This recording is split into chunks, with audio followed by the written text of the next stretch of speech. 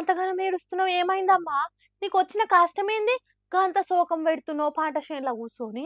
అన్ని కాదు మోసం చేసేది. ఏ షాప్ వాళ్ళు అయినట్ట మోసం చేయొద్దు. ఏదైనా ఉంటే నిజాతిగా పెట్టుకొని బతకాల. ఎవడైనా షాపాడు నాకు ఇయ్యకున్నా మంచిదే కానీ ఇట్లా మోసం చేయొద్దు. మేము కష్టపడి మేము బతుకుతున్నాం. మేము కూలి నారి పోలేకనే ఉన్నవారు రైతు వారిగా బతకాలని బతుకుతున్నాం. మేము ఇప్పుడు కాదు, నేను 20-30 ఏళ్ల కాంచి మేము వ్యవసాయం చేసుకునే బతుకుతాను. అంతగానో మోసం ఏం చేసి పాడేరమ్మా? ఏమైంది అసలు? 14 ప్యాకెట్లు వేసినా.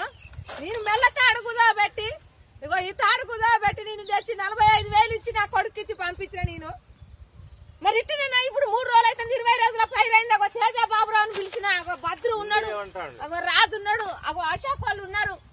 అగో వాళ్ళ మొక్కజొన్న ఎత్తానికి పోయినాం మేము. సైజులో వాళ్ళ మొక్కజొన్న ఎత్తానికి పోయినాం మేము. అందరి మంచిగా ఉన్నాయి. చూడండి మీరు చూడండి. కర్రలు ఇది తెచ్చినగా చూడండి. మరి ఏంది నీరు తోట ఎత్తాను నీరు పోతే పోయింది. ఇయ్యాలి మొక్కజొన్న వేసుకున్నాం. మరి ఏంది మా పరిస్థితి ఏంది? ఏం న్యాయం చేస్తారు? ఇది బాబురావుల దగ్గరకొచ్చిన నేను మీరు కంపెనీ వాళ్ళని.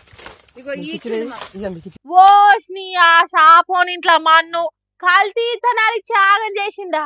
ఊకో ఊకో ఏడవకు. నిన్ను చూస్తుంటే మాకే దుఃఖం అవుతలే. కంతగానం పంట నాశనం అయిందంటే మీరెట్లా కోలుకుంటారో ఆ దేవునికే తెలవాలి. అయినా మీరు ఎప్పుడు తెచ్చేతనదే లేదా ఇత్తనాలు? ఆయన ఇస్తాడు మాకు మందులైనా అయినా. మరి ఎందుకు ఇట్లా చేసినామని నిన్న పోయి అడిగినాం మేము. నిన్న మా ఆయనను నా కొడుకుని తోలే నేను. మరి ఇట్లా జరిగింది. ఇప్పుడు ఏంది మా పరిస్థితి ఏంది? మేము 1,20,000 కౌలు కట్టినాం మేము దీనికి.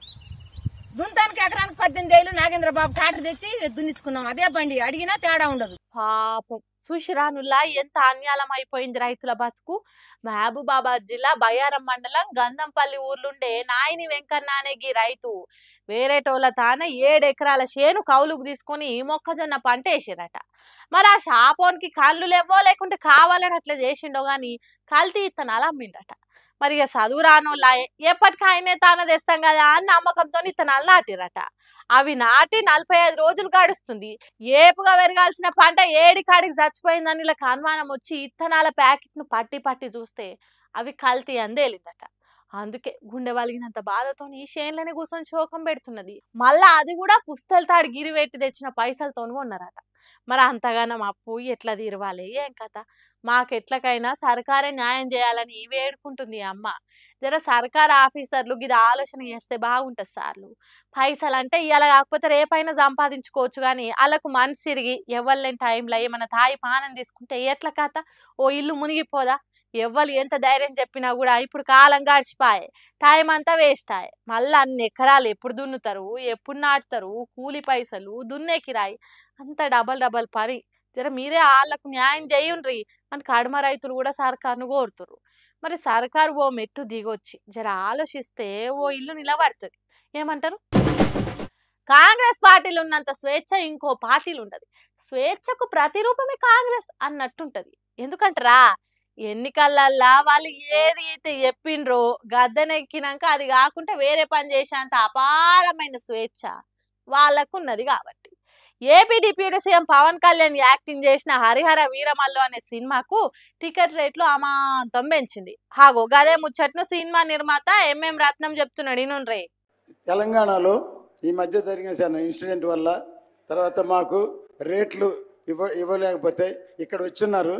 ఆయనే నాకు మన రోహిన్ రెడ్డి గారు ఆయన ఇప్పించారు. ఇమీడియట్గా ఈరోజు మనకి ఈ సభామూలంగా రేట్లు కూడా వచ్చే స్పెషల్ షో కూడా వచ్చింది. థ్యాంక్ యూ చేస్తున్నాను. Hyderabad DCC president Congress party leader Rohin Reddy సాయంతో ఇప్పటికిప్పుడు హరిహర వీరమల్లు సినిమాకు టికెట్ల రేట్లు పెరిగినాయట.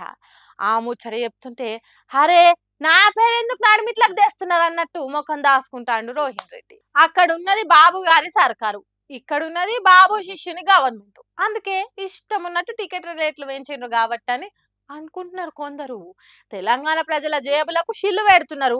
బెనిఫిట్ షో టికెట్ కు 600, తర్వాత రోజు నుంచి 3 రోజుల వరకు మల్టీప్లెక్స్లలో 200, సింగిల్ సినిమా టాకీస్లలో 150 వరకు వసూలు చేస్తారట తెలంగాణ జనాల తాన. అంటే ఇక్కడి ప్రజల పైసలు ఆంధ్ర ప్రాంతానికి పోతున్నట్టే కదా. దానికి కాంగ్రెస్ సర్కారు దారేసినట్టే కదా. టికెట్ రేట్లు పెంచుడు వల్ల తెలంగాణకు వచ్చే లాభం ఎంతో తెలియదు కానీ నష్టమే ఎక్కువ అంటున్నారు తెలంగాణ వాదులు. మరి ఈ టికెట్ రేట్లు పెంచే వ్యవహారము ఇక్కడి లోకల్ లీడర్ల పనో లేకుంటే ఏపీ సీఎం చంద్రబాబు కోరిన మేరకు టికెట్ రేట్లు పెంచుతున్నారో తెలియదు కానీ సినిమా టాకీస్లకు పోయేటోళ్ళ జేబులకు షిల్లులు పెడుతున్నారు. ఇన్నేళ్లకు పవన్ కళ్యాణ్ సినిమా చూడబోతున్నాం అనే సంబరం కంటే రేట్లు పెరిగినాయన్న బాధనే ఎక్కువ పడుతున్నారట పవన్ ఫ్యాన్స్. ఏమవుతుందో ఏమో.